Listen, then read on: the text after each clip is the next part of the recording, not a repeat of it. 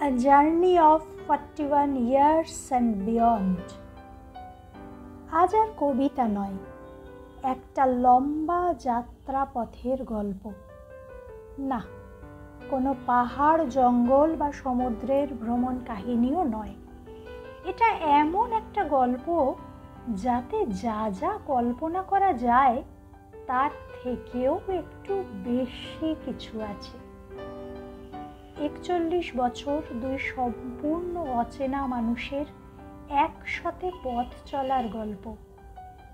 সাদা কালো থেকে রঙিনে আসা, সকালের এক কাপ চায়ে ভালোবাসা খুঁজে পাওয়া, প্রতিদিনের নানান খুঁটিনাটি বিষয় নিয়ে ঝগড়ার মাঝে প্রেমের অস্তিত্ব অনুভব করা, একজন অন্যজনকে ছেড়ে 24 ঘন্টাও থাকতে না পারা, একজনের অন্যজনকে খুশি রাখার নিরলস প্রচেষ্টা, আরও কত কি। বিবাহ নামক প্রতিষ্ঠানের প্রতি অনেকেরই ভরসা নেই, বিশেষত এখনকার প্রজন্মের তো নেই। সংখ্যাগরিষ্ঠদের মতে সব কাব্য বিয়ের আগে, আর বিয়ের পরে শুধুই নিরস গদ্য। তাই আমিও এবারে আর কবিতার আশ্রয় নিইনি শুরুতে, কিন্তু এদের দেখলেই বোঝা যায় যে সে ধারণা সম্পূর্ণ ভুল।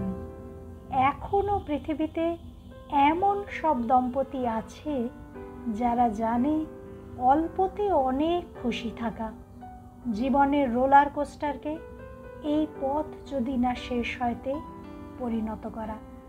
হেনরি সাহেবের গিফট অফ দ্য ম্যাজায়ের গল্পকে বাস্তব রূপ দেয়া নিজেদের জীবনে।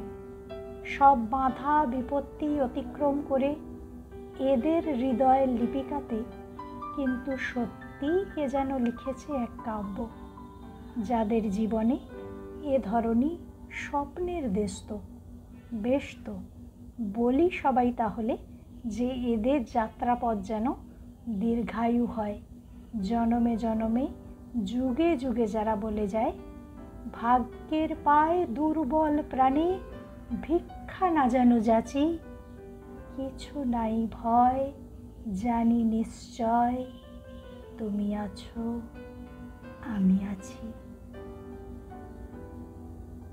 Very very happy anniversary.